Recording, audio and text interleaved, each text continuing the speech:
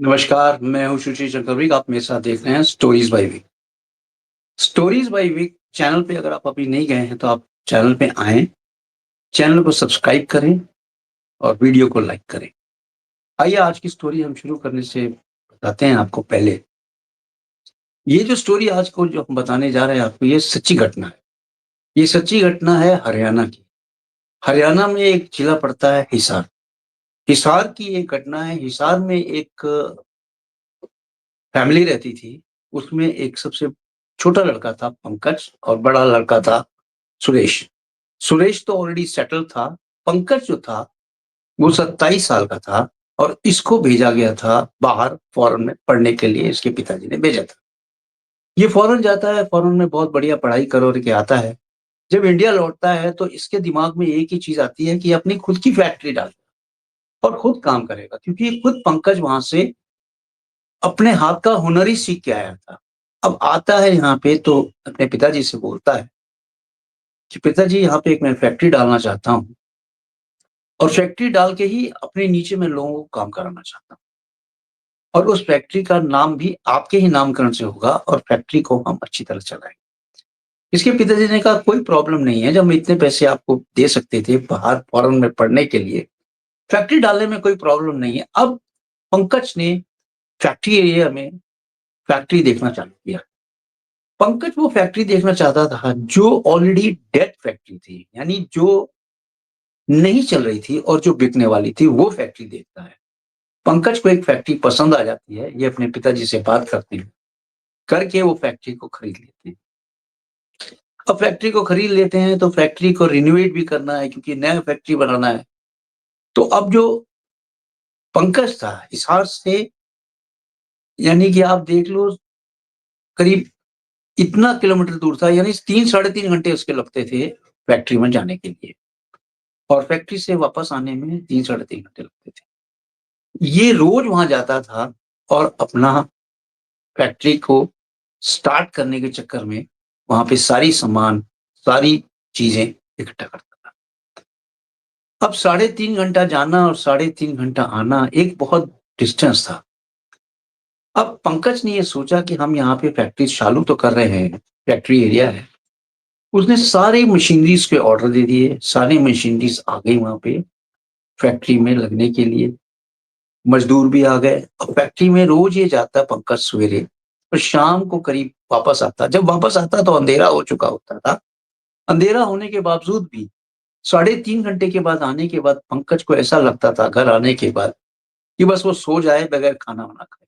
कभी-कभी तो ऐसा होता था कि जब पंकज वहाँ से रास्ते में लौटता था, तो इसको कभी-कभी झपकी भी आ जाती। एक बार ऐसी झपकी आई कि डिवाइडर पे चढ़ने से इसकी कार बच गई और ये बाल-बाल ये हादसे से बच गए। अब ये हादसा इसने आके अपने पिताजी से डिस्कस किया।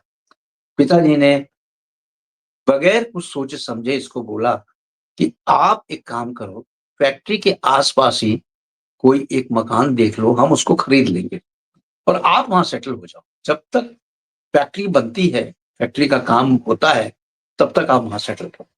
और जब फैक्ट्री बन जाएगी, बात की बात देखेंगे, एक मकान तो हो जाएगा हमें रहने के लिए। ये बात पंकज को समझ में आ गई। पंकज ने वहाँ पे फैक्ट्री के आस-पास देखना चालू किया। हाईवे पे भी देखा, इसको एक मकान बहुत अच्छी तरह जच गया। वो डबल स्टोरी मकान था। लेकिन वो मकान मुद्दतों से खाली पड़ा हुआ था। उस मकान के मालिक को खोजना ही एक टेढ़ी खीर था। लेकिन पंकज ने किसी तरह इधर-उधर करके, लोगों से पूछताछ करके उस मकान मालिक को खोज ही लिया। अब मकान मालिक को खोजने के बाद वो मकान मालिक से मिलता है और मकान मालिक से मिलने के बाद उसको अपना प्रपोज़ल रखता है और बोलता है कि ये हमें मंज़िल चाहिए, 2 मंज़िल मकान जो आप बेचना चाहते हो, आप बताओ क्या लोगे? जो मकान मालिक ने पैसे बोले थे, वो इसके बजट से बहुत ही कम थे। पंकज ने आओ देखा ना ताओ देखा, इसने हाँ कर दिया और वो मकान को ले लिया। उस मकान को लेने के बाद पंकज को रहना क्या था? वहाँ पे एक बिस्तर डालना था, खाने-पीने का सामान तो ये फैक्ट्री से खा ही लेता था। खाली सोने ही जाता था, रेस्ट करने जाता था। अब पंकज की जो एफिकेसी ऑफ द वर्क था वो बढ़ गई थी। क्योंकि अब वो केवल संडे को ही, जब हाफ डे फैक्ट्री की होती थी संडे को, तो ये आता था पिताजी के पास। अदरवाइज़ ये वहीं पे रह के अपना काम करता था। फैक्ट्री में जाना और फैक्ट्री से घर आना, घर पे काम करना, रहना, फैक्ट्री की डिज़ाइन बनाना, फैक्ट्री में कौन-सी मशीन कहाँ लगेगी, कैसे चालू कराना, ये सारी इसके दिमाग में घूमती रही। अब पंकज ने उस फैक्ट्री को एस्टैब्लिश करने में कोई कसर नहीं छोड़ी। फैक्ट्री धीरे-धीरे लग रही थी। इन द मीन टाइम इसने ये सोचा कि मैं इतना बड़ा मकान अकेला रहता हूँ, करूँगा क्या? इसके दिमाग में एक चीज़ आई कि क्यों ना यहाँ पे एक हम ऊपर वाला पोर्शन जो है, वो किराए पे दे देते हैं। हालाँकि किराए की इनकी ज़रूरत नहीं थी, लेकिन किराया इन इस मकसद से लेना चाहते थे कि कम से कम घर की देख-रेख होगी और घर की साफ-सफाई होगी। इसलिए वो मकान लेना चाहते थे। यानी कि मकान को किराए पे देना चाहते थे, अपर फ्लोर, अपर स्टोरी।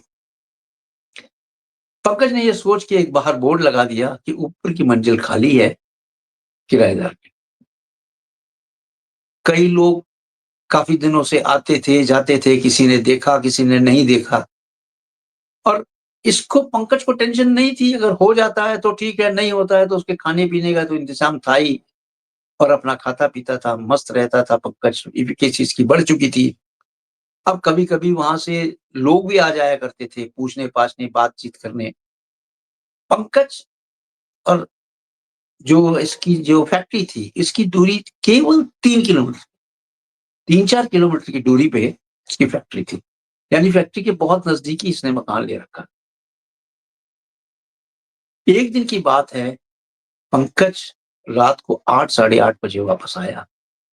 जैसे ही घर के दरवाजे के पास आता है, तो क्या देखता है कि एक बहुत खूबसूरत सी लड़की उसके घर के पास खड़ी हुई है और वो बोलती है कि आपका ये बोर्ड देख के मैं रुक गई यहाँ पे और मुझे ये ऊपर की मंजिल किराए पे चाहिए। जहाँ ये रहते थे पंकज जी, इससे 7 किलोमीटर दूर पे एक शमशान था। शमशान के पीछे वाली ये मकान था। यानी शमशान जो था, इसके पीछे वाले साइड में था मकान के। वो लड़की आई और लड़की ने बात किया और लड़की ने बोला कि भई पंकज ने पूछा कि आप कितने लोग हैं? मैं बड़ी फैमिली को देना नहीं चाहता। लड़की ने बोला मैं हूँ और मेरे पिताजी। पंकज ने कहा चलो ठीक है, ये तो कोई बात नहीं है, पिताजी हैं तो आपके पिताजी मेरे पिताजी के समान हैं और आप तो ठीक ही हैं। आप काम-वाम भी कुछ करती हैं कि नहीं? मैंने बोला हाँ, मैं काम करती हूँ। क्या काम करती है? पंकज ने पूछा नहीं। अब पंकज ने बोला कि आप कितना किराया दे सकती हैं? तो उस लड़की ने बोला आप बताएँ कितना किराया दे चाहिए आपको? अगर मेरे होगा रीच में तो मैं हाँ बोलूँगी, नहीं तो ना बोलूँगी। इससे ज़्यादा क्या होगा? पंकज ने बहुत सोच समझ के उसको किराया बोला। कोई एक फिगर बोली पंकज ने, उस लड़की ने इमीडिएटली हाँ कर दिया, ठीक है मुझे मंज़ूर है, मेरे ये बजट में है। पंकज ने कहा ठीक है, आप कब से आना चाहेंगी?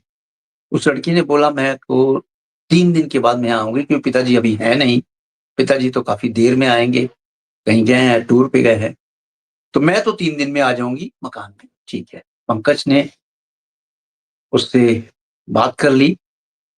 पंकज को ऐसा लगा कि ये लड़की जो है, इतनी खूबसूरत लड़की उसने कहीं नहीं देखी थी। क्या उसके नैन-नक्श थे, क्या उसका मतलब ढील-ढाल शरीर था। ऐसी खूबसूरत लड़की उसने ज़िंदगी में नहीं देखी थी। हालाँकि पंकज फ़ॉरेन से पढ़ के आया था। फ़ॉरेन की लड़कियाँ भी इस लड़की के आगे मात खाती थी। यानी इंडियन लड़की इतनी खूबसूरत ये कभी कल्पना भी नहीं कर सकता था पंकज। लेकिन ठीक है, उसके नैन-नक्श हिरणों की तरह थे। हिरण की तरह जो नैन-नक्श होते हैं, उस तरह थे। आँखें एकदम हिरणों की तरह थी। खैर पंकज से बात करती-करती उसने बोला कि ठीक है, मैं चलती हूँ और मैं आऊँगी 2-3 दिन के बाद। जैसे ही वो चलने के लिए हुई, घनघोर घटा तो छाई हुई थी, बरसात तेज़ी से होने लगी।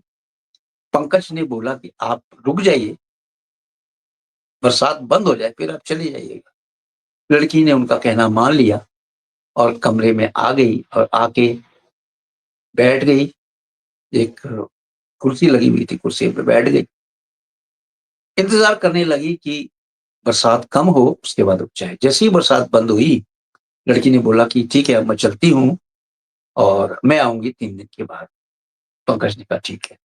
लेकिन पंकज जाते-जाते भी उसे निहारता रहा, उसकी आँखें ये नहीं, उसे 1 मिनट की भी अपनी आँखें उससे ओझल नहीं होने देना चाहता था। वो इतनी खूबसूरत लड़की उसे ज़िंदगी में नहीं दिखी। हालाँकि ज़िंदगी कितनी देवी 27-28 साल का लड़का था वो।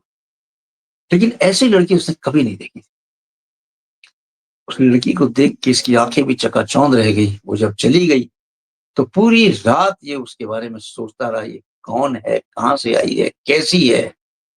मतलब काफ़ी कुछ सोचता रहा। उसे 3 दिन बोला था, 3 दिन तक ये अपने काम में मस्त रहा। जब तीसरा दिन हुआ, तो इसको ये लगा कि आज तो शाम तक आ ही जाएगी, लेकिन शाम को जब ये पहुँचा, तो लड़की नहीं आई हुई थी। यानी 2-3 दिन तक और भी नहीं आई। इस तरह 1 हफ्ता निकल गया। अब ये उसकी यादें भी भूल चुका था कि ऐसी कोई लड़की आई भी थी। लेकिन उसको याद कर के ये और उसकी आँखों में सोच-सोच के इसको कभी-कभी नींद भी आ जाती थी, सो जाता था। अब इसकी पंकज की एक थोड़ी-सी आदत थी कि ये पैग भी लिया करता था। आते समय इसने वहाँ से बोतल पकड़ ली और घर में आके 2-3 लवली पैग ली। 2-3 लवली पैग लेने के बाद ये सो जाता था। सोने के बाद इसके ख्वाब में वो लड़की आती थी और ये सोचता था कि इतनी खूबसूरत लड़की गई कहाँ आखिर? आई क्यों नहीं? ये सोचते-सोचते कभी-कभी वो सो जाता था। सोने के बाद सुबह उठता था, उठ के अपना जाता था फैक्ट्री में, वापस आता था। एक दिन की बात है, आज 7वाँ दिन था। ये तो भूल चुका था कि शायद कोई अब वो आए वापस। लेकिन 7वें दिन जैसे ही ये फैक्ट्री से 6 साढ़े 6 बजे काम खत्म करके वापस आया, जैसे ही आता है घर में वैसे ही देखता है कि एक बेल बजती है। जब वो बेल बजती है, बाहर आके देखता है वही खूबसूरत लड़की। इससे माफ़ी माँगती है, पहले कहती है आई एम सॉरी अब मैं देर हो गई, मैं कहीं काम में उलझी हुई थी, इसलिए मैं आपके पास आ नहीं सकी टाइम से। पंकज ने कहा कोई बात नहीं, मैंने तो सोचा कि आपको शायद किराया ज़्यादा लगा हो, इसलिए आप मना नहीं कर सकती, आप आई नहीं। लड़की ने बोला नहीं ऐसी कोई बात नहीं है, किराया तो मेरे बजट के अंदर ही था। ठीक है, उसने कहा ठीक है, ये आप ऊपर आइए, मैं आपको आपका कमरा दिखा देता हूँ। लेकिन पंकज ने पूछा आपके पास तो कोई सामान है नहीं, आप कैसे सोएँगी, क्या खाएँगी, क्या पिएँगी, बर्तन वो कहती है मैं 3-4 दिन में सब कुछ अरेंज कर लूँगी, उसकी आप चिंता मत करें। ऐसा कहने के बाद वो ऊपर जाते हैं, उसको कमरा दिखाती है, देखती है अपना कमरा, पंकज को कमरा दिखा देता है और उसको निहारते रहता है पंकज। फिर वो नीचे आ जाता है। नीचे आने के बाद अपना पैक बना रहा होता है। पैक बनाते-बनाते वो सोच ही रहा था उसके बारे में, तब तक वो लड़की नीचे आती है और कहती थी सुनिए, पंकज को जैसे ये आवाज़ बड़ी मधुर सी लगी, उसने पलट के देखा, बोले हाँ, बोलिए। उसने बोला लड़की ने, क्या आप मुझे सोने के लिए अपना फ़ोल्डिंग बेड दे सकते हैं? इतना सुनना था, पंकज ने कहा, हाँ, हाँ, क्यों नहीं? ये तो ऐसे ही पड़ा हुआ है। अब लड़की ने कब वो फ़ोल्डिंग बेड देख लिया, पंकज को कुछ समझ में नहीं आया। वो फ़ोल्डिंग बैग उठाते हैं, उठा के उसके साथ उसके कमरे में ले जाके बिछा देते हैं और उसको कहते हैं, इस पे आप सो जाना और उसको निहारते रहते हैं। वो लड़की थोड़ी देर में कहती है, बिछ गया मेरा बेड, अब आप जाएँगे नीचे? उसको होश एकदम से टूट जाती है और जैसे ही वो होश में आता है, तो कहता है, "हाँ, हाँ, क्यों नहीं? अब आप सोएँ, मैं चलता हूँ नीचे।" वो आ गया नीचे। नीचे आके फिर वो पैक बनाने लगा, पीने लगा और कब उसको नींद आ जाती है, उसको कुछ पता नहीं। फिर सुबह होती है, वो अपने काम पे चला जाता है। दूसरे दिन जब वो आता है, तो देखता है कमरे में ऊपर लाइट जल रही है। उसको ऐसा लगता है कि जैसे एक बार उसका दीदार हो जाता, तो उसका रात भी अच्छी तरह कट जाती। यही सोच ही रहा था, तब तक कोई भी आवाज़ नहीं ऊपर से आती है, शांत रहती है। ये सोचता है कि मैं ऊपर जाके एक बार बात तो करूँ, देखूँ तो वो क्या कर रही है, क्या नहीं कर रही है। ये ऊपर जाता है, दरवाज़ा चौखट खुला होता है, बाथरूम की तरफ देखता है, बाथरूम बंद होता है और वो सोच लिया था उसने कि शायद वो बाथरूम में नहाने-वहाने गई होगी। वापस आ जाता है और बाहर की तरफ खड़ा हो जाता है बालकनी में। जैसे ही थोड़ी देर में वो नहा के आती है, तो बोलती है, "हाँ जी, कोई काम था क्या आप ऊपर आए थे?" उसका नहीं, नहीं मैं तो ये पूछने आया था कि आपको किसी चीज़ की तंगी तो नहीं है? हालाँकि आप हैं किराएदार, लेकिन पूछना मेरा फ़र्ज़ है। कहती नहीं, नहीं यहाँ कोई चीज़ की तंगी नहीं है और ठीक है, सब कुछ बढ़िया है। और देखता है पंकज कि वो रूम जो एकदम से गंदा पड़ा हुआ था, एकदम चकाचौंध चमका दिया उस रूम को और उस रूम में मीठी-मीठी सी सुगंध आने लगी। यानी कोई इत्र सा उसमें लगा हुआ है उस रूम में और वो बहुत ही प्यारी-सी सुगंध भी आ रही है। वो देखते ही पंकज के शरीर में, पंकज के हर चीज़ में हरकतें होने लगी और उस हरकत को वो रोक नहीं सका और रोकने के बाद ही उसने बोला कि ठीक है मैं चलता हूँ, आप सोइए बंद करके ऊपर से। उसने कहा आप बंद करके सो जाइए और आ गया नीचे। नीचे आके पंकज अपने बिस्तर पे सो जाता है। पंकज की आदत ये थी कि ये सफ़ेद रंग की चादर बिछाता, सफ़ेद रंग की चादर पे सोता था। इसको ऐसा मिडनाइट में महसूस हुआ कि इसके बगल में कोई बहुत गहरी-गहरी साँसें ले रहा है और इसके बगल में कोई सोया हुआ है। पहले तो एहसास हुआ, फिर इसको कुछ लगा कि शायद हो सकता है ये मेरा भ्रम हो क्योंकि मैंने आज ज़्यादा पी ली है, हो सकता है मुझे ऐसा ही लग रहा हो। तो इसने एक हाथ मार के देखा, जैसे ही हाथ मारा तो उसने देखा कि वाक़ई में कोई वहाँ लेटा हुआ है। देखता है कि कोई वहाँ पे लेटी हुई है और उसने उसका हाथ बड़ी तेज़ी से पकड़ लिया। जैसे उसका हाथ बड़ी तेज़ी से पकड़ लिया, गर्म साँसें इसके ऊपर, पंकज के ऊपर आने लगी। वो समझ गया कि हो ना हो, ये वही ऊपर वाली लड़की है, क्योंकि इस समय चारों तरफ से दरवाजे बंद हैं, कौन हो सकता है? और मज़े की बात तो ये थी, पंखा चल रहा था, गर्मी के दिन थे, लाइट ऑफ हो चुकी थी। लाइट इसने ऑफ नहीं की थी पंकज ने, इसको पता नहीं कैसे लाइट ऑफ हो गई थी। ये उसको ठीक से देख भी नहीं पा रहा था अंधेरे में। ये है कौन? केवल महसूस कर पा रहा था, कोई लड़की है उसके साथ बगल में लेटी हुई। पंकज ने फिर सोचा और समझा कि हो सकता है ये मेरा भ्रम हो और ये सोचते-सोचते पंकज सो गया। जब वो सुबह उठता है, तो देखता है कि अंदर से तो इसका दरवाज़ा लॉक है। कैसे आ सकती है वो? ये तो उसका भ्रम था। लेकिन जब वो चादर की तरफ देखता है, तो चादर पे लिपस्टिक लगी और लिपस्टिक वही लगी हुई थी जो वो लड़की लगाती थी क्योंकि पूरी चादर पे लिपस्टिक लगी हुई थी और चादर भी एकदम से सलवटें पड़ी हुई थी। इसकी दूसरी तरफ, जहाँ कोई सोता है वहाँ सलवटें आ जाती हैं चादर। ये देख पंकज बहुत ही हैरान हुआ। पंकज ने दरवाज़ा खोला और दरवाज़ा खोल के ऊपर की तरफ गया और जाके देखता क्या है कि ऊपर दरवाज़ा सांकल से बंद है। यानी कि वो वहाँ है नहीं, इसीलिए बाहर से दरवाज़ा बंद है। खैर, पंकज नीचे आता है। नीचे आने के बाद वो नहाता-धोता है, नहा-धोने के बाद वो अपने फैक्ट्री चला जाता है। फैक्ट्री जाने के बाद वो फैक्ट्री में मशीनें लगवाता है, दिन भर काम करता है और आज संडे का दिन होने के कारण हाल्फ डे होता है संडे को। संडे को हाल्फ डे के बाद सारे मज़दूर अपने घर चले जाते हैं, कोई शॉपिंग करने जाता है। उसके बाद जो भी टाइम बचता था, ये अपने पिताजी के पास जाते थे। इन्होंने संडेज़ को भी पंकज ने पिताजी के पास जाना बंद कर दिया था, केवल उसी लड़की के चक्कर क्योंकि वो लड़की इसको मन ही मन बहुत भा गई थी। उसको इतनी अच्छी लगने लगी थी वो लड़की कि उसके बगैर एक पल भी ये नहीं रह सकता और ये देखना चाहता था उस लड़की को 24/7 कभी भी अपनी आँखों से ओझल नहीं होने देना चाहता। इतनी खूबसूरत लड़की, यानी कि ऐसा कभी हुआ नहीं था उसकी ज़िंदगी में। ये क्या हो रहा है? कुछ समझ में नहीं आ रहा। जबकि संडे-संडे ये पिताजी से मिलने जाता था, भाइयों से मिलने जाता था, वो भी जाना बंद कर दिया। खैर, इसको कुछ ऐसा एहसास होने लगा कि यहाँ कोई मेरे साथ रहता है और वो है कौन मुझे खुद समझ में नहीं आ रहा।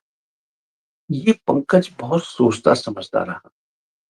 दूसरे दिन वापस वो आया, वापस रात को फिर कहानी वही हुई। आज पंकज ने सोचा कि मैं देखता हूँ ये है कौन। उसने लाइट जलाने की कोशिश की लेकिन लाइट जली नहीं, लेकिन फिर उसको गर्म साँसें आ रही थी और गर्म साँसें आ रही थी और उस लड़की ने इसको आलिंगन किया हुआ। पर वो समझ नहीं पा रहा था ये है कौन? लाइट जल नहीं पा रही थी। खैर किसी तरह से इसने आलिंगन छुड़ा के सीधे ऊपर जाता है और देखता है अंदर से दरवाज़ा बंद है, खटखट करता है, अंदर से रोशनी जल रही थी, लाइट जल रही थी, इसका मतलब वो लड़की अंदर ही थी। आवाज़ आती है, "बोलिए, कोई काम है क्या?" लड़की लड़की ने बोला, "बोलिए कोई काम है क्या?" पंकज ने बोला, "नहीं, नहीं, मैं तो ये देख रहा था कि आप कमरे में हैं कि नहीं?" कहती, "हाँ, मैं कमरे में हूँ और कहाँ जाऊँगी?" वापस पंकज ये सोच के नीचे सीढ़ी से उतर ही रहा था कि एक मुस्कुराहट सी हँसी, खिलखिलाती हुई हँसी, उसके पीछे से वो लड़की आई। पंकज ने जैसे मुड़ के देखा, वो लड़की नाइटी में खड़ी हुई थी और बहुत ही खूबसूरत लग रही थी। इतनी खूबसूरत कि वो अपने कदम वापस ऊपर जाने से रोक नहीं सका। इसको ये समझ में नहीं आ रहा था, ये हो क्या रहा है मेरे साथ? लेकिन ऐसा होता है, भूत-प्रेत जो हैं, अपनी तरफ लोगों को आकर्षित करते हैं। इसको अब बहुत ज़्यादा डर लगने लगा कि ये हो क्या रहा है मेरे साथ? ये फैक्ट्री में जाता है, दूसरे दिन फैक्ट्री में जाके ये सारी चीज़ें वहाँ पंडित जी को बताता है। पंडित जी वो पंडित जी हैं जो कि इसकी फैक्ट्री का इनॉग्रेशन किया था, पूजा-पाठ करते हैं, इनके खानदानी पंडित हैं। पंडित जी से मिलता है, पंडित जी को सारी बातें बताता है। पंडित जी कहते हैं, "भई यहाँ कुछ मत बताओ, मैं आपके साथ आपके घर चलता हूँ और वहाँ देखता हूँ क्या प्रॉब्लम है।" शाम को जब काम खत्म हुआ तो ये पंडित जी इसके साथ आए, आके सीधे सूंघते ऊपर वाले कमरे में गए और देख-लिख के पूरा नीचे आ गए पंकज के पास और बैठे और बोले, "हाँ पंकज, अब बोलो क्या हुआ?" पंकज ने जो आधी-अधूरी स्टोरी तो उसको बताता रहता था, लेकिन आज उसने पंडित जी को पूरी स्टोरी बताई कि क्या-क्या हुआ उसके साथ, कब-कब, क्या-क्या, कैसे-कैसे हो रहा है जब से ये लड़की आई है। पंडित जी को समझ में देर नहीं लगी, पंडित जी ने बोला, "ये प्रेत आत्मा है और बहुत ही दुष्ट प्रेत आत्मा है। ये प्रेत आत्मा आई हुई है, यानी जिसको आप चुड़ैल कहते हो, ये पीछे शमशान से आई हुई है और इससे पीछे छुड़ाने की कोई प्रॉब्लम नहीं है, मैं इससे पीछा छुड़ा दूँगा, आपके घर को भी बाँध देता हूँ मंत्र से और ये अब आज के बाद नहीं आएगी आपके पास, ये भी मैं दावा करता हूँ।" उसने कुछ मंत्र पढ़े पंडित जी ने, पूरे घर को बाँधा, ऊपर भी बाँध दिया था और सब कुछ बाँधने के बाद पंकज को बोला, "पंकज, आप एकदम डरना मत, जो भी होगा आप उसको देखते जाना।" दूसरे दिन जब हुआ, उस रात को तो वो आई नहीं, क्योंकि पूरा घर भी बंधा हुआ था, भूत-प्रेत आत्मा आती थी लेकिन वो कोई कष्ट नहीं दे पाती थी। दूसरे दिन की बात है जब वो आया, उसने देखा कि कमरे में आए हुआ है कोई ऐसा इंसान जिसको पायल की आवाज़ आ। पंकज ने उठ के देखा और देखा वही लड़की थी। पंकज ने बगैर कुछ कहे अपने काम में मस्त रहा, अपना काम करता रहा। वो ऊपर की तरफ गई और कब वहाँ से सामान-वामान लेके निकल गई, पंकज को ये पता ही नहीं चला और वो घर खाली कर गई। जैसे ही घर खाली करके चली जाती है, पंकज ये समझ चुका था कि ये प्रेत आत्मा दुष्ट थी और वो आई हुई थी इसको मारने के लिए। लेकिन मार नहीं सकी क्योंकि कुछ कर्म इंसान के ऐसे किए हुए होते हैं, अगर अच्छे कर्म किए हुए होते हैं, तो आत्माएँ, चुड़ैलें कोई भी कुछ नहीं बिगाड़ सकती हैं और इस तरह से पंकज के साथ हुआ। पंकज ने फैक्ट्री एस्टेब्लिश कर दी, पूरी फैक्ट्री एस्टेब्लिश हो गई। अब एस्टेब्लिश होने के बाद फैक्ट्री में काम शुरू होना था। अब इस मकान को भी वो रखना नहीं चाहता था क्योंकि उसको पता चल गया था ये कि मकान ठीक नहीं है उसके लिए। तो उसने उस मकान को भी बेचने की सोची और बेच भी दिया। जिस भाव में मकान पंकज ने लिया था उससे कम भाव में उसको बेच दिया क्योंकि उसको अब ये ज़रूरत भी नहीं थी क्योंकि उसके पास बहुत सारे मकान थे हरियाणा में। अब ये मकान उसने बेच दिया और फैक्ट्री अपनी चालू कर दी। तो इस दुष्ट आत्मा से यानी चुड़ैल से पंडित जी ने उसको मुक्ति दिलाई और किस तरह से मुक्ति दिलाई ये आपने देखा होगा। और चुड़ैलें जो हैं, ये अच्छी आत्माओं से मिलती हैं, उनको नष्ट करती हैं, उनको खाने की प्रवृत्ति रखती हैं और बहुत ज़्यादा जो खूबसूरत होती हैं, वो वाक़ई में चुड़ैल, भूत-प्रेत की तरह। कहानी इतनी थी, आपको ये कहानी कैसी लगी बताइएगा। आपके पास भी अगर कोई कहानी है, तो मेरे व्हाट्सएप नंबर पे आप मुझे सेंड कर दीजिएगा। आपकी कहानी हम बिल्कुल प्रस्तुत करेंगे और तब तक के लिए जय हिंद, जय भारत, अपना ख्याल रखें।